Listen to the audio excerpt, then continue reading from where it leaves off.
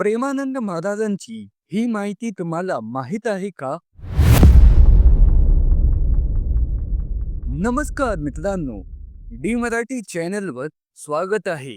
आज आपण बोलणार आहोत आमच्या संत प्रेमानंद महाराज यांच्या तब्येतीबद्दल. वृंदावनातील हे राधा कृष्ण भक्तीचे दीपस्तंभ आहे. आपल्या सत्संगाने लाखो लोकांना मार्गदर्शन करतात. पण नुकत्याच आलेल्या बातम्या भक्तांना चिंतेत टाकत आहेत. चला जाणून घेऊया काय आहे खरी परिस्थिती. प्रेमानंद महाराज हे 2006 पासून पॉलिसिस्टिक किडनी डिसीज या आजाराने लढत आहेत. या आजारामुळे त्यांच्या दोन्ही किडन्या खराब झाल्या असून त्यांना दररोज डायलिसिस घ्यावी लागते. सध्या त्यांची तब्येत सुधारते.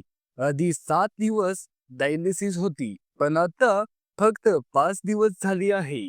डॉक्टर आयुष शर्मा यांचे म्हणणे आहे की महाराजांनी हा आजार स्वीकारला आहे आणि ते आश्रमात आराम करत आहे. आरोग्यामुळे त्यांची प्रसिद्ध रात्री पदयात्रा काही दिवस बंद आहे, ज्यामुळे सोशल मीडियावर अफवा पसरवल्या.